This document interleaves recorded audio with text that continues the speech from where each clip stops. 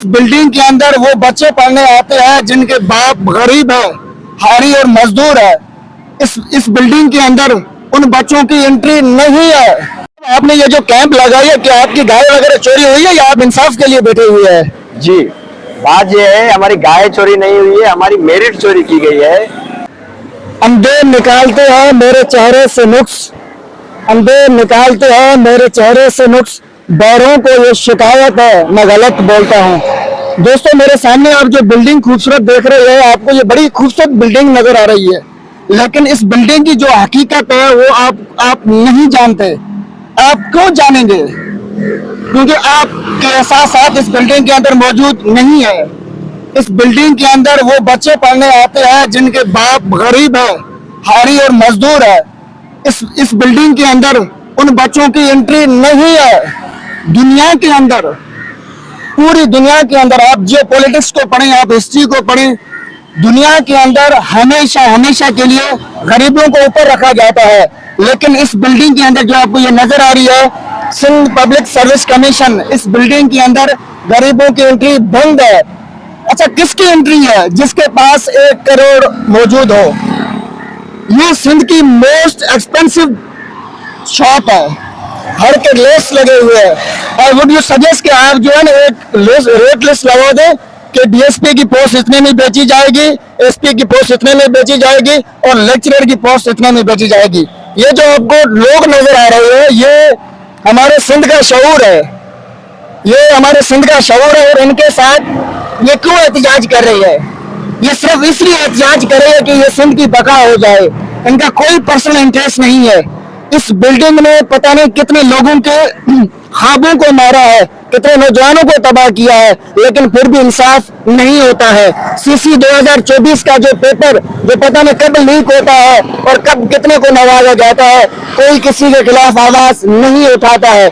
इस बिल्डिंग ने कितने नौजवानों को तबाह किया है, आप ये सोचते रह जाएंगे। मैं सबसे ये रिक्वेस्ट करता हूँ, ये हमारी जंग नहीं है, ये पूरे पाकिस्तान की जंग है, ये सिंध के नौजवानों की जंग है।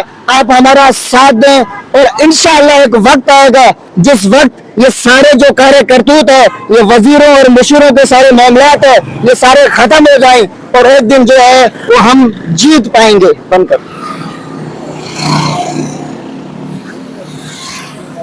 आपने ये जो कैंप लगाई है, क्या आपकी गाय वगैरह चोरी हुई है या आप इंसाफ के लिए बैठे हुए हैं? जी, बात ये है, हमारी गाय चोरी नहीं हुई है, हमारी मेरिट चोरी की गई है। और एक मेरिट का कातिल इदारा सिंध में मौजूद है जिसका नाम है सिंध पब्लिक सर्विस कमीशन, और उसको हमने नाम दिया है Vadera public service commission, people's party beneficial public service commission. उस सर्विस कमीशन का काम ये था आईनी और कानूनी तौर पे कि वो सिंध के तुलबा को मेरिट के बुनियादों पे जॉब्स दे, लेकिन उनको एक दूसरे काम से खुदी लाइन लगाया गया है। काम क्या है कि उन्होंने पाकिस्तान पीपल्स वाली पार्टी की पॉलिटिकल जो एलीट है उसको बेनिफिट करना है, उनको नौकरियां देनी है। सिंध के जो हजारों बच्चे हैं जो थर से, खैरपुर से, सक्खर से, जैकबाबाद से आते हैं, यहाँ पे मेहनत करते हैं, 16 घंटे 18 घंटे पढ़ते हैं, उनके लिए कोई जॉब्स नहीं है। जॉब्स किसके लिए है? जिसके पास 2 करोड़ है, जिसके पास 5 करोड़ है, जिसके पास 8 करोड़ है। ये जो कैंप लगाई गई है उसका मामला ये है कि सीसी 2024 में एक रिकॉर्ड करप्शन की गई है। 7000 लोग बैठे हैं, उसमें से सिर्फ 70 लोग नहीं, इन्वर्टेड कामाज में 70 अरस्तु पास किए हैं। 70 अरस्तु वो हैं जो कोई किसी वडेरे का बेटा है, कोई पब्लिक सर्विस कमीशन के मेंबर का बच्चा है, कोई सिंध के चीफ मिनिस्टर के चहीते लोग हैं।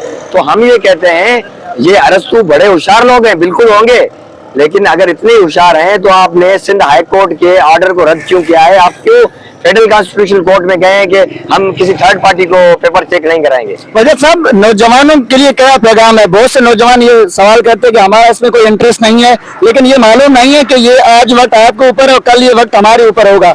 लेकिन सिंध के नौजवानों के अंदर वो शौक क्यों नहीं है कि वो जो आपका साथ, या आपको लगता है कि आपके नौजवान आपको साथ दे पा रहे या नहीं दे पा रहे हैं? ये बड़ा अच्छा सवाल है। मैं आपकी तवज्जो से सिंध के नौजवानों से भी मुखातिब, मैं कहता हूँ ये जो पब्लिक सर्विस कमीशन के खिलाफ ये जदोजहद है, 2 माह से ज्यादा वक्त हो चुका है। आप यकीन न माने, जब पहले दिन हमने स्टार्ट किया था इतनी मुश्किलातें थी, इतनी परेशानियां थी, इसके बाद हम चले अभी तक। अगर ये मूवमेंट नाकाम हुई मैं नौजवानों को कहता हूँ, फिर आप 10 साल इस पब्लिक सर्विस कमीशन के खिलाफ नहीं बोल सकेंगे। ये एक माफिया है। जब हमने आवाज बुलंद की है तो आप आए, हमारा साथ बने।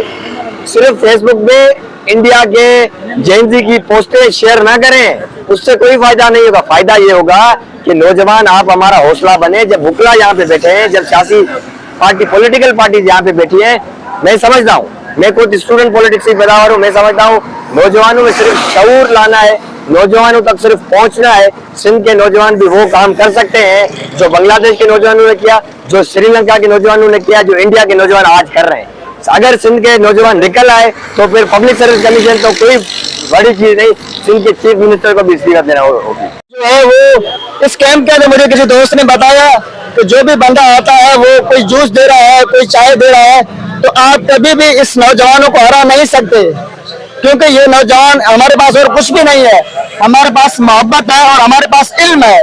और दुनिया शायद है कि जब भी इल्म आता है, जब आपके पास इल्म आता है, जब आपके पास शऊर आता है, जब आपके पास अकुल आता है, जब आपके पास मंतक आता है, तो दुनिया की कोई भी ताकत आपको हरा नहीं सकती। तो हम चाय पी रहे हैं और बड़े मजे के साथ चाय पी रहे हैं, और हम हर एक चाय की सिप के साथ इस सिंध पब्लिक सर्विस कमीशन के ऊपर लानत भेजते हैं। और हम सब नौजवानों से ये रिक्वेस्ट करते हैं, आए हमारा साथ दें, क्योंकि ये जंग हमारी नहीं है, ये सिंध की बका की जंग है। और बहुत अरसे के बाद इन नौजवानों को मैं सलूट पेश करता हूं जिन्होंने एक कदम उठाया है लड़ने के लिए।